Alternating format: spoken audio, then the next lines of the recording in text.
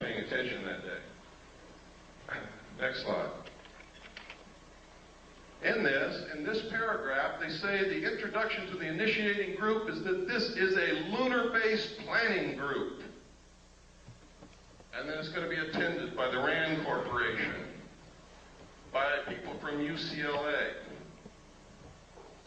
by North American Aviation. Next slide, please. You can see that this colloquium took place between May 13, 1958 and April 25, 1959. Next slide. Next. Here's another contents of a separate section of the same document. The chemistry of the moon, chemical resources on the moon, power for a lunar colony, where to land on the moon, observations on Mars and Venus. It doesn't say observations of Mars and Venus. Gamma-ray spectroscopy of the moon's surface, program of lunar and planetary experiments, and the crater Linnae, which is very important, ladies and gentlemen, because the crater Linnae has completely disappeared from the surface of the moon.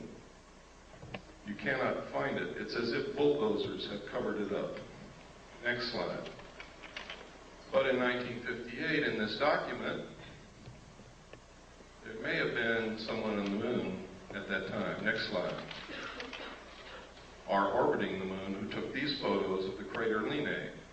What's so interesting in the crater Linnae? Why did they have that in their colloquium? Well, there's a couple of things. One is this right here. Look at the crater. See the crater? See where the shadow is? And see where the sun is? There's another crater. See where the shadow is and where the sun is? That means this is not a crater. This is something sticking straight up from the surface or coming out of the surface of the moon. The caption in the photograph said that this is gas escaping from the interior of the moon. But there's even something even more interesting, and that is in this crater there is a dome. And in this crater there's also a dome. These are both the same photograph taken with different filters. Next slide. Now supposedly we had nothing up there in 1958-59 orbiting the moon, and there was nothing on Earth that could take a photograph like that from the Earth. This is the Tonopah area of Nevada. Tonopah Test Range is out in this area. Next. Down here you can see Nellis Air Force Base. See again up here, Tonopah Test Range. Down in here is Mercury. Over here is Groom Lake. Next slide. This is the Tonopah Test Range with some revelations on it.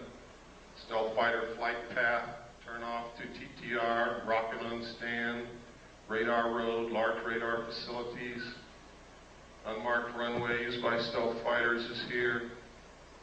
We could go on and on, but we don't have the time. Next.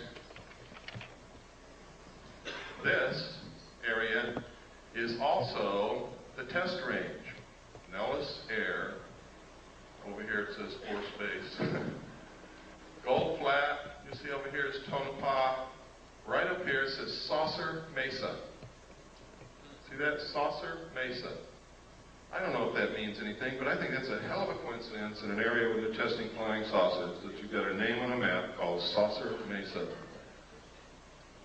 Next.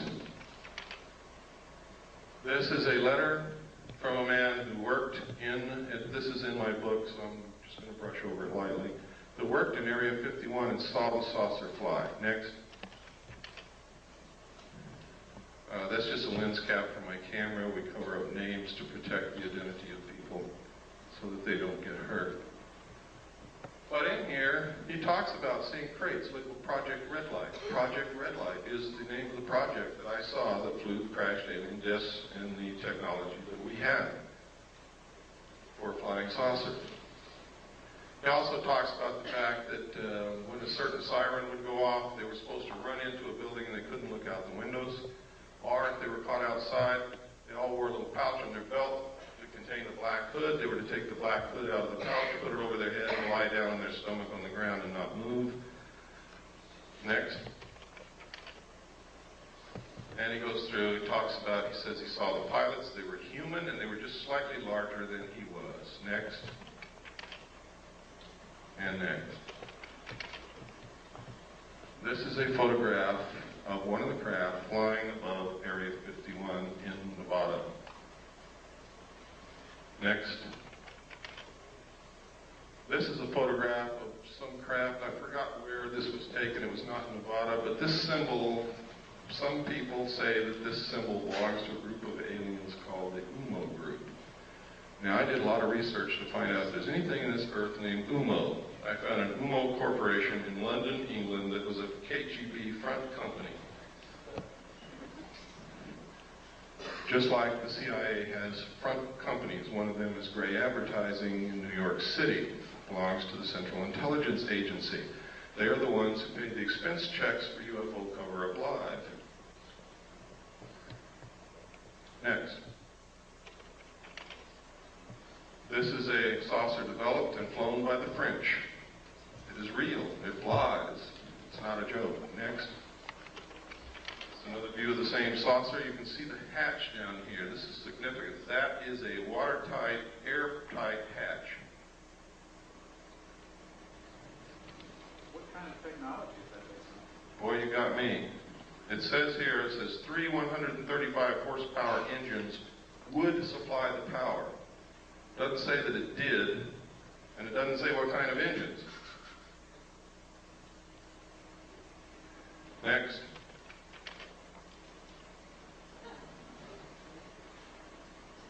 Now, if you remember, not too long ago, Jackie Gleason's wife, after he died, released an unpublished manuscript, and in it, she says that Jackie Gleason told her that he was asked to accompany President Nixon to Homestead Air Force Base, where President Nixon showed him dead alien bodies in a morgue. Jackie Gleason was very much interested in UFOs and all of that kind of stuff, and he was a friend of President Nixon. Nobody knows if the story is true, but I don't think his wife has any reason to lie to us. Why would she want to discredit her dead husband with something ridiculous that wasn't true? Next. And that was the cover of this magazine, June 14th, 1955. Next. In which this story appeared. This was information leaked by a general, and he gave them a scoop. These are actual drawings of a United States Air Force flying saucer, tells how it worked, shows the air base of the future, and what is it? I'll be damned if it isn't an underground base, where they can go in and out this way, out cliffs like they do under the Archuleta Mesa near Dulce, New Mexico, or up out the top. What a coincidence. Next.